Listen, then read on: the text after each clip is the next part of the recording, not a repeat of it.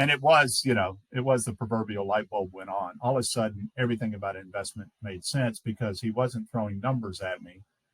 He was throwing people and companies and products and services. And I went, this is what this is about. There are companies here and they have products and there's managers. So it was Rose Blumpkin at Nebraska Furniture Mart, and Chuck Huggins at See's Candies and all these great people, Jack Byrne at Geico. And he was just talking about businesses. And I went, I get it. This is what we're doing. We're buying businesses.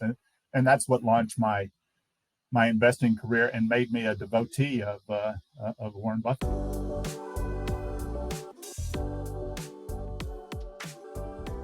Robert, welcome to the Book Thinkers Life-Changing Books podcast. I would love to start with you in, I believe, 1984, walking past Legg Mason Woodwalker, member of the New York Stock Exchange. How did you end up there, and how did it change your life? God, Luke, what a great first question. That kind of takes me back, unbelievable, 40 years ago. Can you imagine?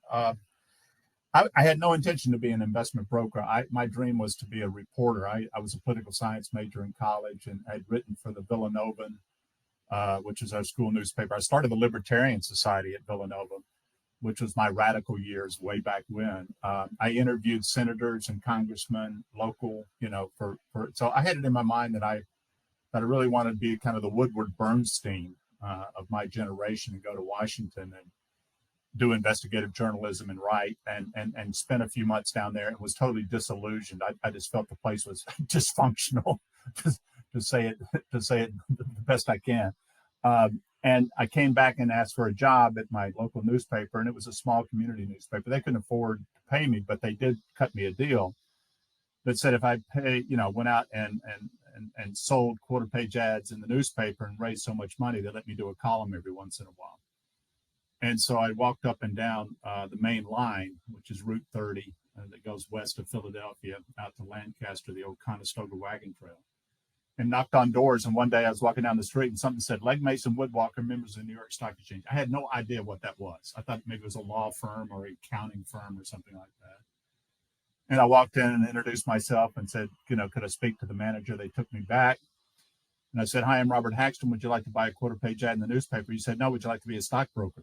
I said, well, that wasn't the objective of me coming into the office today. I was dating a young woman at the time who I'd hoped would be my wife. And, I thought maybe she'd be a little more impressed with a stockbroker than a quarter page ad salesman. So I took a shot, went into training. We trained for 3 weeks down in Baltimore on Redwood Street. I thought I'd made a terrible mistake, Luke. I didn't have any accounting, economics. I didn't know anything. And all they did was do value line investment surveys and, earnings this and price to book that. And I was gonna resign and apologize for wasting their time. And that Thursday night of the third week, and we would leave the next day, that afternoon, I was given a copy of the Berkshire Hathaway annual report, photocopied, which I'd never heard of, written by a guy named Warren Buffett, which I'd never heard of. And our task was to go back to the hotel and read it that night and come back the next day and discuss. And so here comes the punchline. I'm sitting in the hotel room, instantly depressed because I open it up. There's no photos in there. There's no tables, no graphs. It's like a 25, 30 page written letter from Warren. And it was the proverbial light bulb went on. All of a sudden, everything about investment made sense because he wasn't throwing numbers at me. He was throwing people and companies and products and services. And I went, this is what this is about. There are companies here and they have products and there's managers. So it was Rose Blumpkin at Nebraska Furniture Mart, and Chuck Huggins at See's Candies and all these great people, Jack Byrne at Geico. And he was just talking about businesses. And I went, I get it. This is what we're doing. We're buying businesses. And that's what launched my investing career and made me a devotee of Warren Buffett. I absolutely love that story. And thank you so much for telling it. It just speaks to the fact that anybody can change their life with a few choices that they make. And also, I love how you said, hey, this wasn't necessarily the thing that I wanted to be in, yet once you got it, and then you continued in it. So I'd love to ask, how did you go from there to then writing a book about Warren Buffett? Well, when I went into production in 1984 as a stockbroker, the bull market had just begun. So they were looking for bodies, they were looking for salesmen.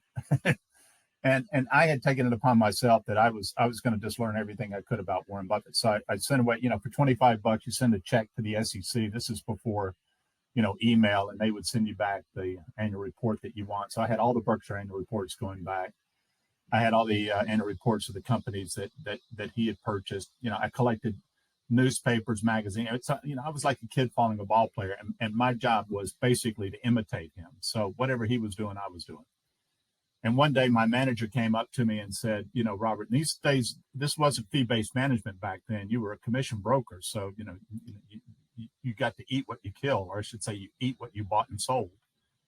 And he came up and said, Robert, you're going to starve to death if you don't ever sell something. I said, well, that's not how this works. I mean, we're supposed to buy and hold these great businesses because they compound economic value over time. And that's the trick. And he goes, yeah, but you're living on half rations.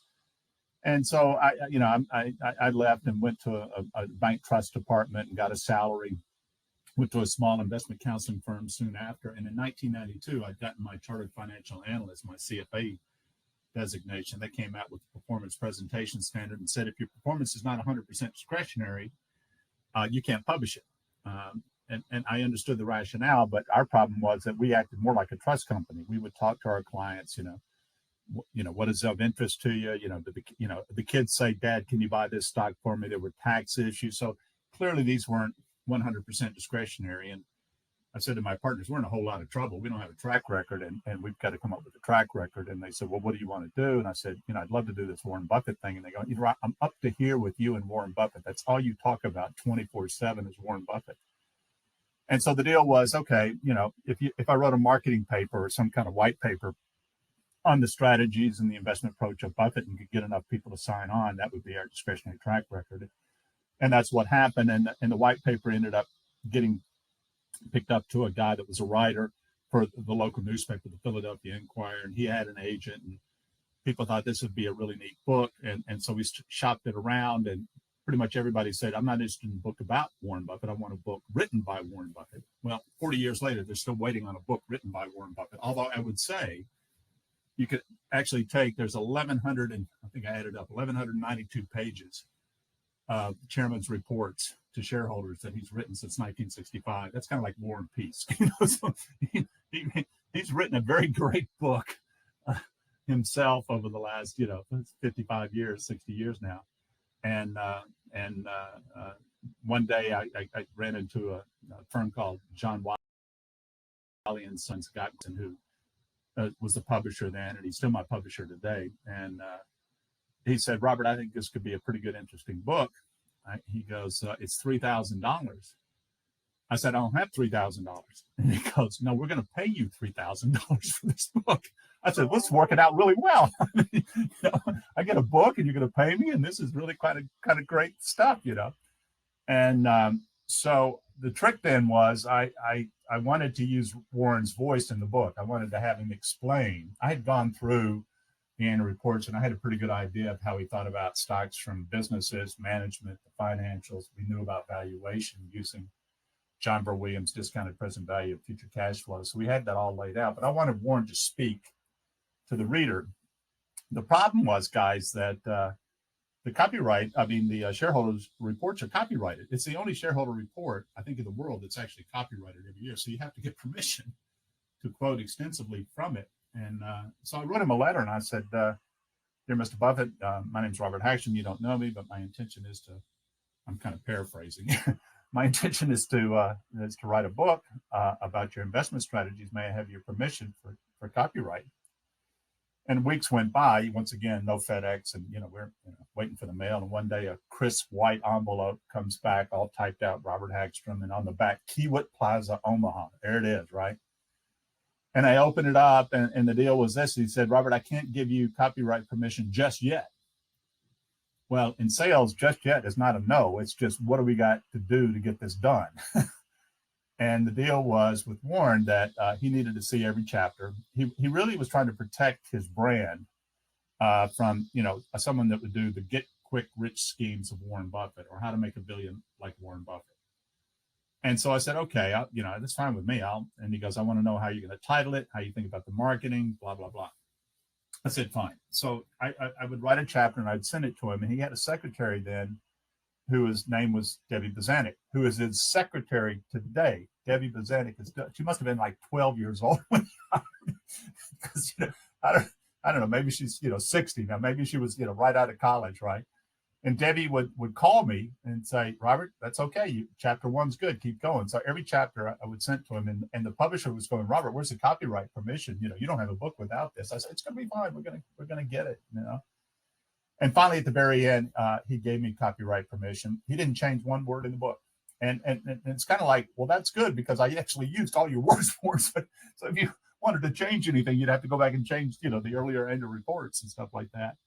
And, he blessed it and, just said, and I said to him, he didn't help me. He didn't change anything. He just gave me permission for the copyright. This was like in October 94. The book had come out, and I was down at my parents' farm in Nashville with my family. And that woman that I wanted to impress, but yeah, that was my wife, and our 3 kids were down there. Yeah, I know, success, right? And I got a call on Saturday after Thanksgiving from Miles, my publisher. He said, Robert, the book's a big success. You got to get back here to New York. You're about to hit the New York Times bestseller. I was like, who is this? It's like a practical joke. What are you talking about? So, got the family in the car and got them back by Sunday afternoon. I was on a train up to New York, and Sunday night walking down Fifth Avenue. And I'll give you the story of why it became a New York Times bestseller, which had nothing to do with me.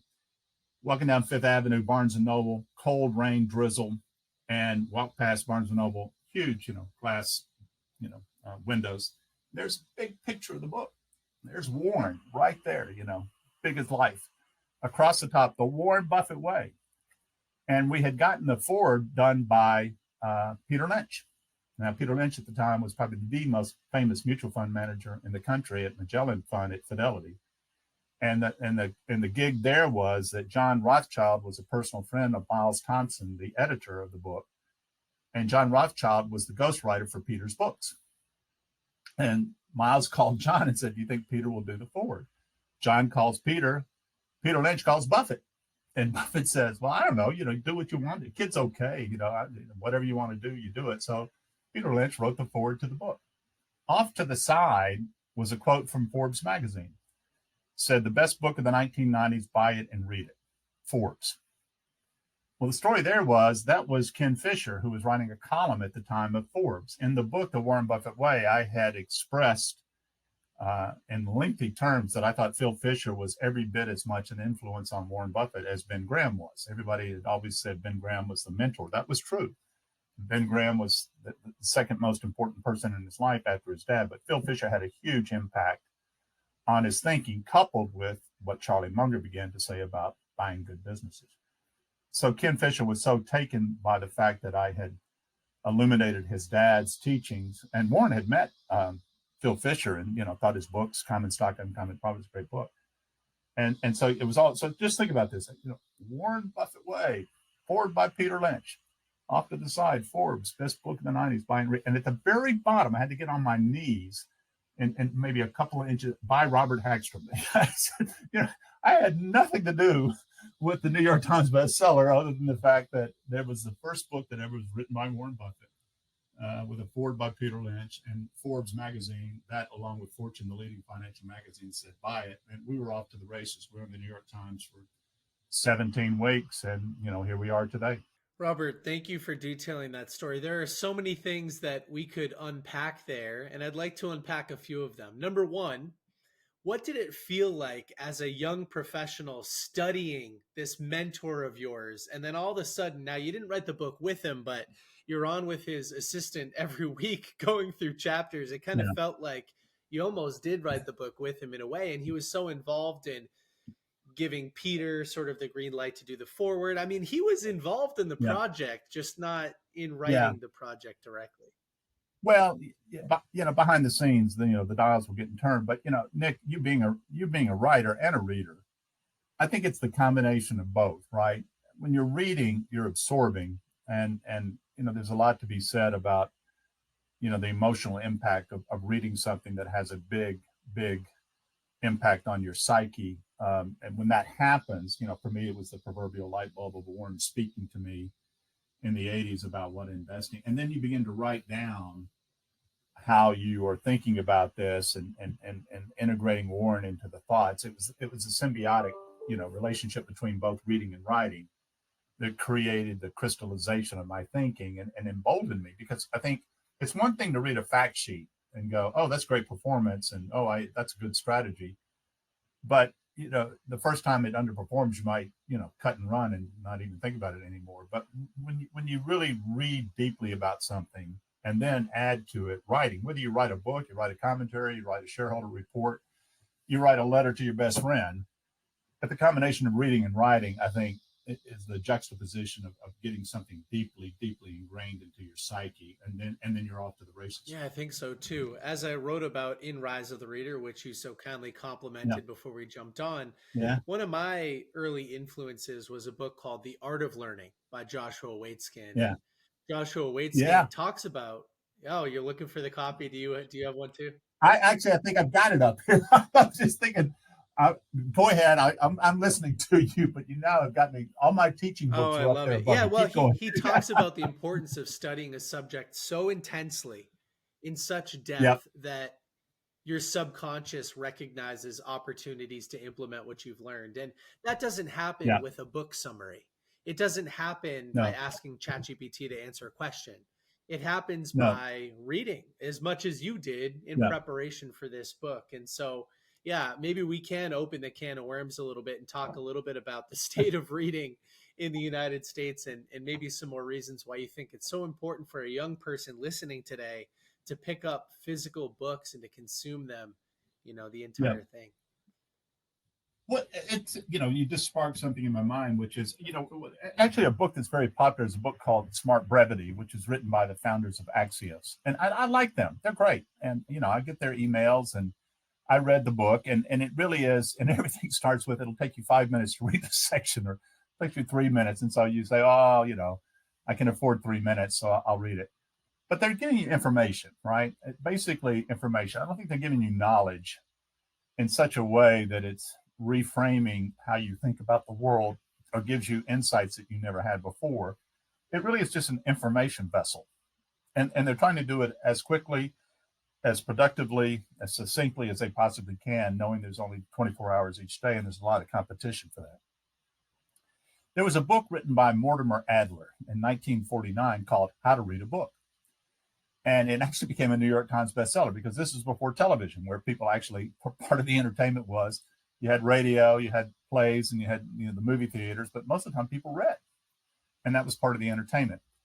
But he said, really, there's kind of 4 levels of reading. And the first level he called intellectual skimming. He said, basically, you don't know whether this book, and this is more geared to nonfiction than to fiction, but he says, basically, you don't know if this book is worthwhile your time or not. And for so many years, maybe Nick, you and Luke, when I started with a book, it was almost like, this treasure. I would open it up, and I would, I wouldn't mark in it. I would, turn each page very gently. I was treating it like, some rarefied gem, and which I'd always thought they were. And oftentimes I get through the book and I go, well, that wasn't much to it, and stuff like that. He says, you don't know whether this book is worth your time or not. So I want you to do this. I want you to open it up. I want you to look at the table of contents, maybe read the forward, go to the back, look at, the acknowledgments, look at the footnotes, look at the bibliography. I want you to go through the first chapter as fast as you can, and go to the last chapter and go fast as you can. And then if you think, and that whole thing maybe takes you 15 minutes, 20 minutes, depending upon the size of the chapters. Fingers going fast down the page. He says, then if you think it is worth your time, then you should buy the book, and you should sit down and you should read it. But at the same time, you should, purposely move through it. Don't labor through it, purposely move through it. So the first 2 stages are, we're not taxing you hard. We're not, telling you that, this is the Holy Bible that you've got to, ingest slowly and, on your knees and things like that. It's just get through it. He says, though, by the end of that book, as you've underlined things and written things and stuff like that, it's made an impact on you. Then you do what is called synthesis reading, is that you go find other books that are similar to that, and then you engross the whole idea. I tell that long-winded story because in many ways, what Mortimer Adler was telling you in 1949 is not too different than what Smart Brevity is telling you today. When you start with something, move fast, move through it fast to actually try to determine if this thing is worth, 3, 4, 5, 7, 10 hours of your life, because you don't have enough time to read every single book like that. Some will be deserved and most will not. And you've got to be very discriminating on the front end. So I would tell your listeners who are readers, you can get through a heck of a lot more books if you kind of follow that program and let the book earn the right for you to give it hours of your time.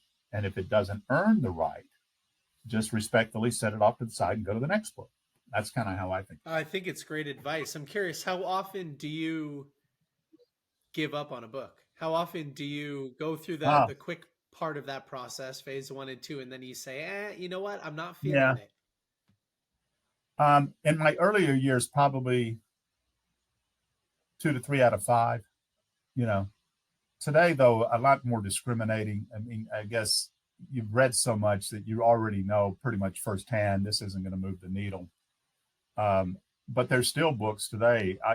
I'm actually downsized my writing office here, and I actually gave me a chance to.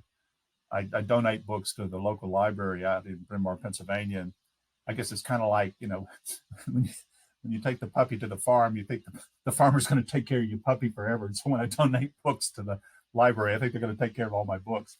I probably have given away about 300-400 books over the last couple of months, just trying to downsize. And I went through a lot of books and I went, did you really read that? Was that really so important to you? So long-winded answer, Nick, it's probably 1 out of 3 now, that stay on the shelf. And I look at the shelf and it's almost like having photographs, because when I'm thinking about things, I can see the book, the bind of the book, and I go, oh yeah, I got that. Or I'll just scroll left to right down the library shelf, thinking about things, and something will pop out at me. So the jewels are still on the library shelf, but not every book you select is going to change your life. Maybe 1 out of 3 is going to be on your shelf 10 years from now. Yeah, and I'm really interested in your take on fiction books, because you read a lot of fiction too, and not just nonfiction. So why do you read fiction, number one? And then number 2, how do you divvy up between nonfiction and fiction books? Yeah, it's interesting. I've had this conversation with Bill Miller. I worked with Bill for about 14 years. He was actually director of research when I was a broker at Legg Mason in 1984. And we became friends before he went off to run the Legg Mason Value Trust, he's the only fund manager actually beat the market 15 years in a row. And Bill was a liberal arts major like myself in history and economics. And he did his PhD and the dissertation in philosophy at Johns Hopkins. So, a well-read guy. And he basically had convinced me that reading nonfiction could be just as powerful. You can go back and read Henry James or the Brothers Karamazov or things like that. And he gets pretty deep with this stuff. But I'll give you one quick story. I wrote a book called The Detective and the Investor. And basically, my dad had turned me on when I was doing the graveyard shift. In the summer of my freshman year, I worked 11 p.m. to 7 a.m. As a bellman at a hotel. And of course, 11 to 1, you were working. And then about 1:30 to about 5, there was nothing to do. And he gave me these old Rex Stout, Nero Wolfe mysteries. And I would read one of them a night. They're only 180 pages long. And I just found it fascinating. So I met a guy, Otto Penzler, who ran the Mysterious Bookstore up in New York. And he had come to the conclusion that there were 3 what he called great detectives that actually solved mysteries by their mental acumen. Not, you didn't pistol whip a confession out of them, or string them up or something like that. But you basically solved it by your mental acumen. And that was Auguste Dupin, which was Edgar Allan Poe's very first detective. And then obviously Sherlock Holmes. And the third one was a different one by Gilbert Keith Chesterton, the great British literary critic, called Father Brown. And so I went through all of the short stories, and it was amazing that you could really polish your investment skills. And we wrote it in the book, and this was probably 20 years ago, about how they solved mysteries. It had great analog to how to become a great investor. So I'm always interested in mysteries. I try to read the great works of fiction. There's sometimes a little bit of a struggle. I'm still trying to get through Moby Dick for about the fifth time. They tell me it's a great book, and I'm giving it all my chances. Every summer I go, this is the summer I'm going to read Moby Dick. But I do, and it's good to kind of break it up, and it rests the muscles in one part of your brain and lets the other part relax for a little while. So I'm a big believer in reading fiction as well as nonfiction.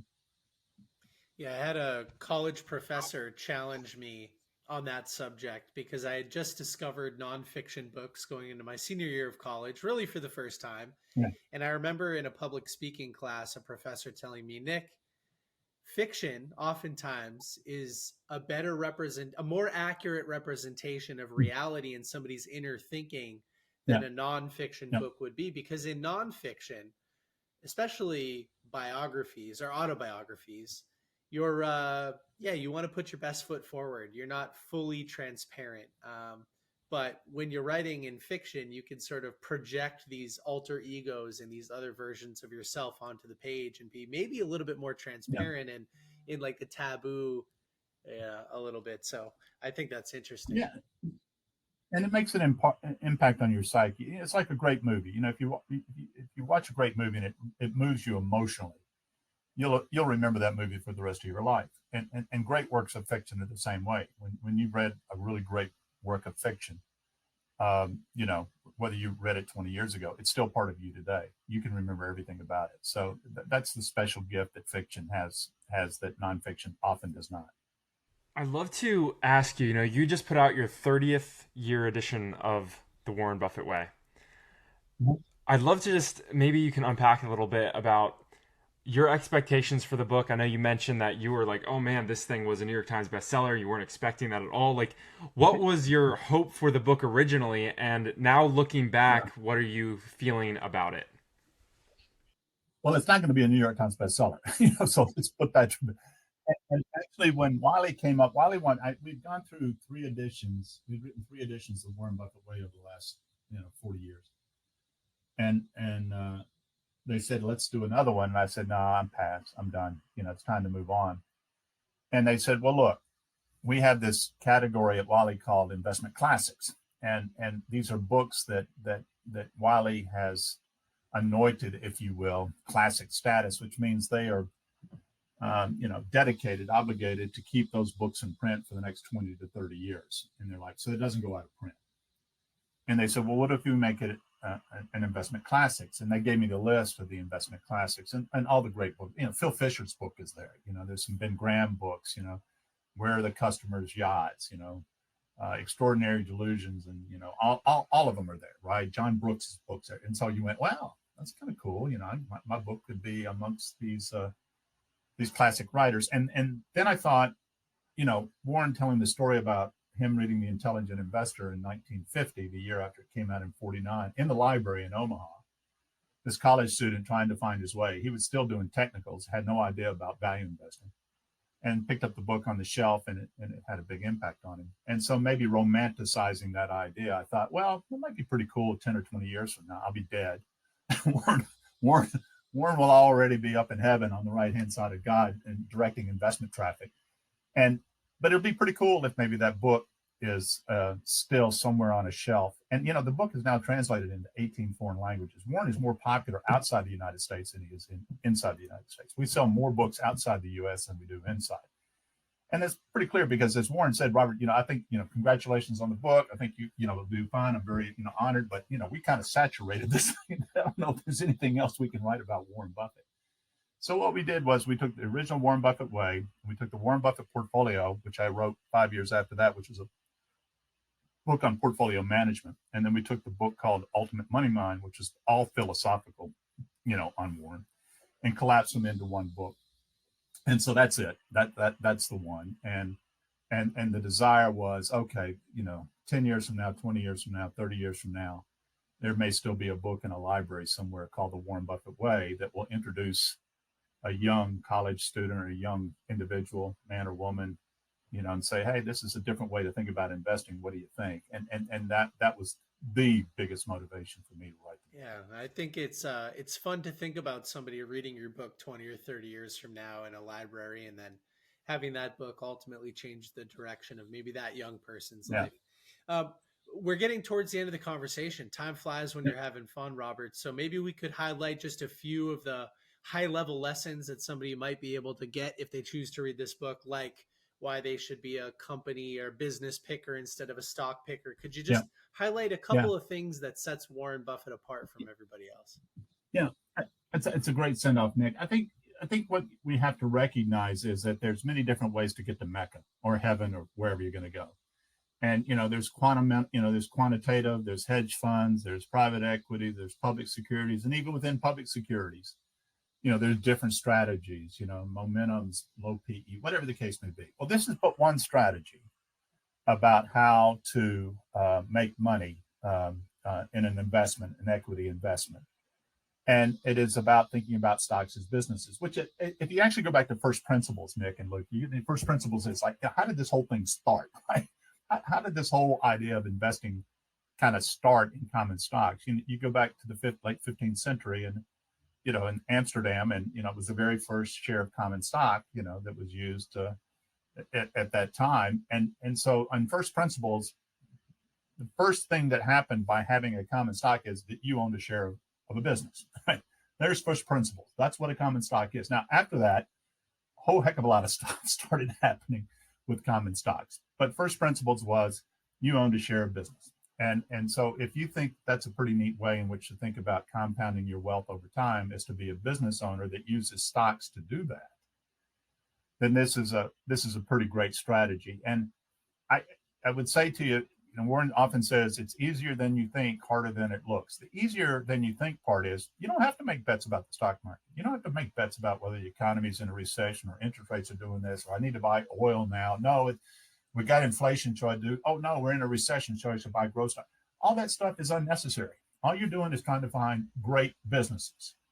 The harder than it looks part is this, the ability to turn off the noise and the TV set and the financial news and the neighbor who says buy this, or the cab driver who says I just bought that. You got to turn off the noise. It's kind of like, it's addition by subtraction. You're getting better the more you subtract out of your mental space that's noise.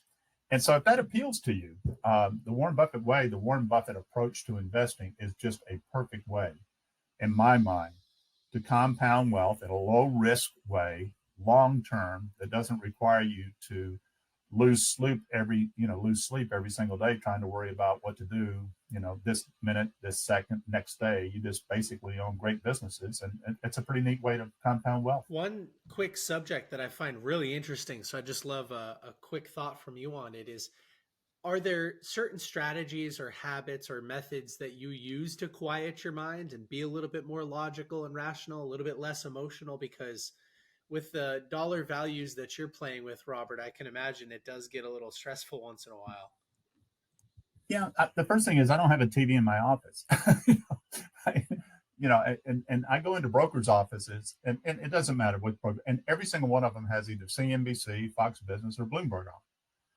And I'm going, oh, okay, right? And so I once asked Debbie, I said, does Warren watch CNBC? She goes, well, he used to keep CNBC on, but he didn't have the sound on. It was always muted. He was just using it as a tape to see if there was some immediate, because he doesn't have a Bloomberg machine. So, it was kind of like, news of the moment, or did something just happen that he needed to think? But he basically just turns the noise off.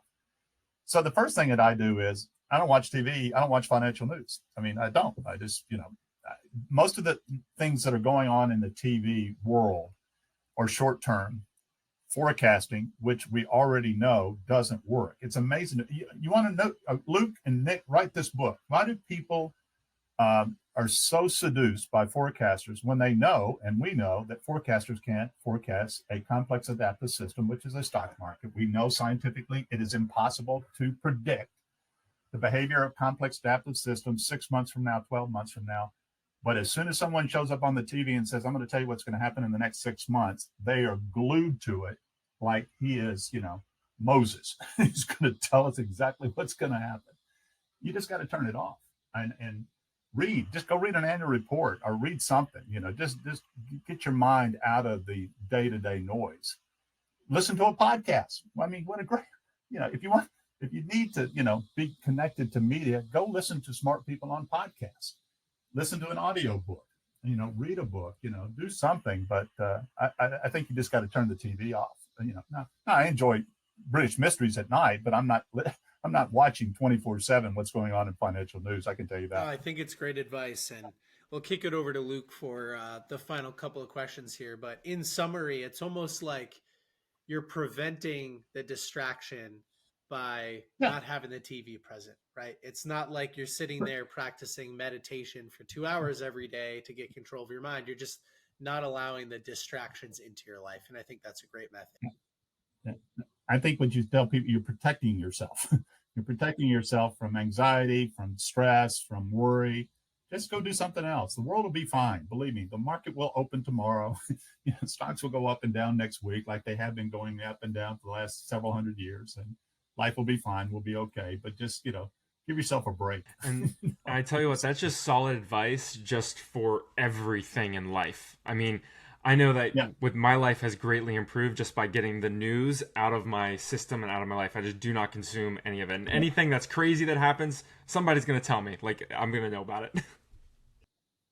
Yeah, well, as a matter of fact, tomorrow morning, Axios will give me smart brevity in 5 minutes. They can tell me what happened yesterday, and I can read it in 5 minutes, and it'll be over with, and I can move on. Exactly. Beautiful. All right, Robert, this has been so much fun. I have 2 more questions that I'm going to ask you. The first is, where can people go to find out a little bit more about you? Yeah. And, of course, we'll link all that stuff in the show notes. Well, I mean, Amazon has a webpage on my writings, and, anytime you want to see what we're up to on writings, go to Amazon.com. I'm a chief investment officer for a firm called Equity Compass. We're a wholly owned and registered investment advisory that's owned by Stifel Financial, but our website is www.equitycompass, all one word.com. And on there, I manage a portfolio. We do some writings, literature, quarterly commentaries, and things like that. So between Amazon and what we have at Equity Compass, people can keep up with what's going on. I do have a LinkedIn page. I don't do a lot of posting. I do have an X page. I don't ever think I tweet anything.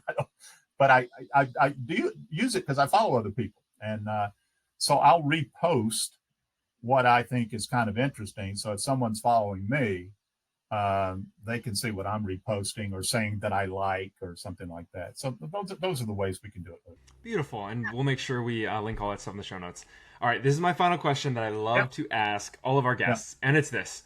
All the books, the material, everything that you've put out disappears after you pass away, but you can leave the world with a single piece of advice. What would it be? Well, I'm reminded of a quote by Emerson.